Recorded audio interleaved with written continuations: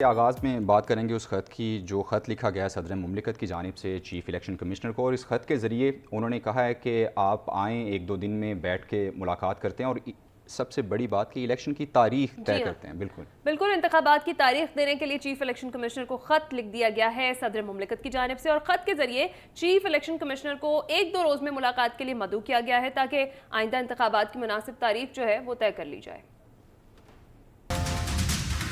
ایوان صدر کے پریس ونگ کی طرف سے جاری کردہ نوٹ کے مطابق صدر مملکت ڈاکٹر عارف علوی نے چیف الیکشن کمشنر سکندر سلطان راجہ کو خط لکھ دیا ہے۔ صدر نے عام انتخابات کی تاریخ کا فیصلہ کرنے کے لیے چیف الیکشن کمشنر کو ایک دو روز میں ملاقات کی دعوت دی ہے۔ خط میں کہا گیا ہے کہ صدر مملکت نے 9 اگست 2023 کو وزیراعظم کے مشورے پر قومی اسمبلی کو تحلیل کیا۔ آئین کے تحت اسمبلی کی تحلیل کے بعد عام انتخابات کے لیے 90 روز میں تاریخ مقرر۔ مملکت نے خط میں کہا کہ چیف الیکشن کمشنر ملاقات کریں تاکہ عام انتخابات کے لیے مناسب تاریخ طے کی جا سکے۔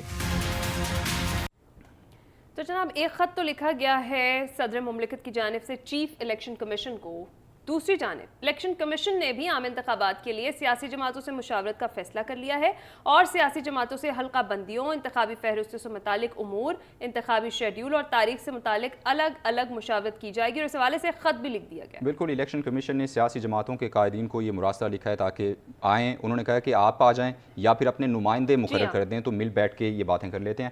مزید کیا تفصیلات ہیں اس رپورٹ میں جانیے۔ عام انتخابات کب کروانے ہیں؟ الیکشن کمیشن نے سیاسی جماعتوں سے مشاورت کے لیے خط لکھ دیے۔ انتخابی شیڈیول، حلقہ بندیوں، انتخابی فہرست، عام انتخابات کی تاریخ سے متعلق خط لکھا گیا۔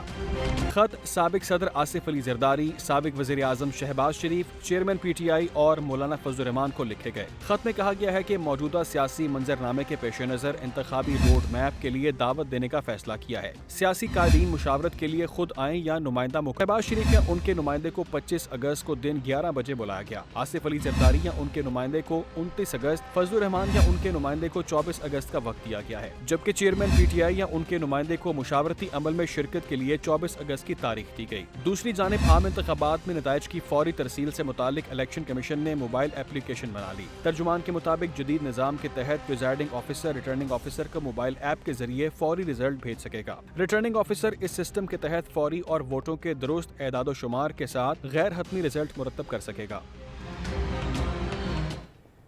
اور ابھی کچھ معاشی صورتحال کی بات کریں تو معاشی صورتحال دیگر گوں ہے، اور ڈالر جو ہے وہ روپے پر تابڑ توڑ حملے جاری رکھے ہوئے ہے مسلسل، اور خصوصی طور پر بات کریں تو جب سے نگران حکومت آئی ہے یہ رکنے کا نام ہی نہیں لے رہا۔ اوپن مارکیٹ میں آج بھی ڈالر تاریخ کی بلند ترین سطح پر پہنچ گیا ہے۔ جی ہاں بالکل، ایک روز میں 6 روپے اضافے کے بعد اب ڈالر 312 روپے تک پہنچ گیا ہے۔ اسٹاک ایکسچینج میں 2 روز بعد بھی معمولی اضافہ دیکھا گیا، اور سونے کی اگر بات کریں تو سونے کی فی تولہ قیمت میں بھی 1900 روپے کمی ہوئی ہے۔ مزید تفصیلات نجیب نائچ ہمیں بتائیں گے۔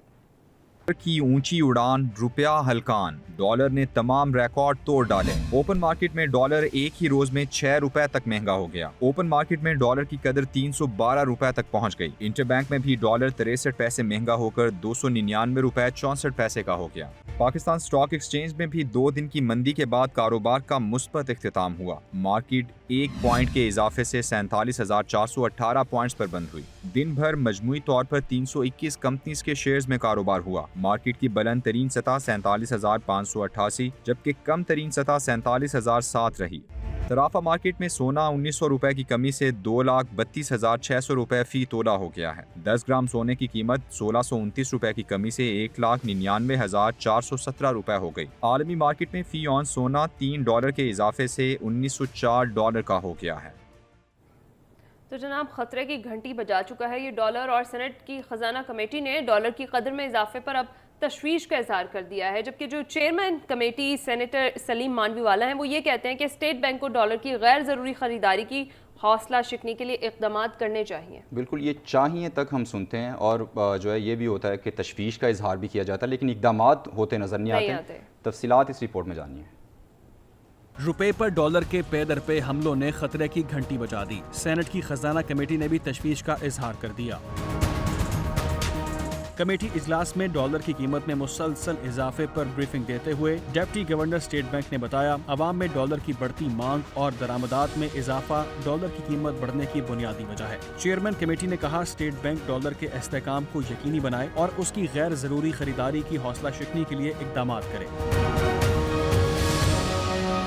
سینیٹر سیفاللہ نیازی نے FBR افسران کے اثاثوں کی نگرانی کے طریقہ کار سے متعلق سوال کیا۔ چیئرمین FBR نے بتایا اثاثے ظاہر نہ کرنے والے افسران پرفارمنس الاؤنس اور پروموشن کے اہل نہیں ہوں گے۔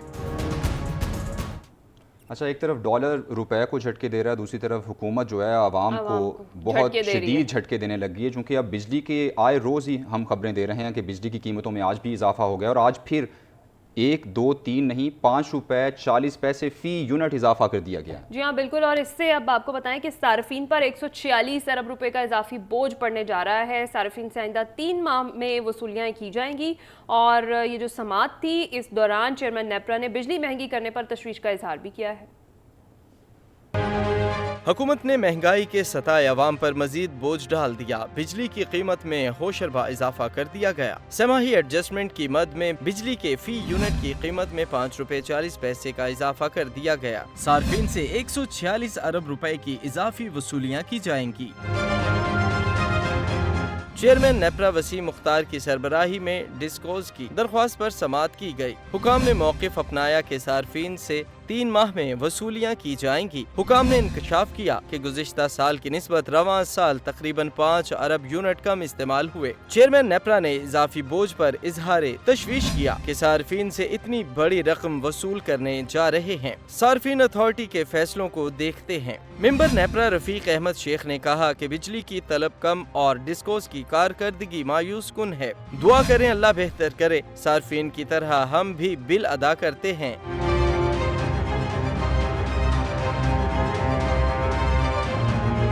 وزارت توانائی کے حکام نے کہا 3 ماہ میں ایڈجسٹمنٹ کی مد میں وصولیوں کا بوجھ بہت زیادہ بڑھے گا۔ بل بہت زیادہ ہوں گے تو وصولیوں میں کمی کا خدشہ ہے۔ گزشتہ سال بھی بل بڑھے تو لوگوں نے بل دینا چھوڑ دیے۔ دلائل مکمل ہونے پر نیپرا نے بجلی 5 روپے 40 پیسے فی یونٹ مہنگی کرنے کی منظوری دے دی۔ نیپرا تفصیلی فیصلہ بعد میں جاری کرے گا۔ اضافے کا اطلاق لائف لائن اور کے الیکٹرک صارفین پر نہیں ہوگا۔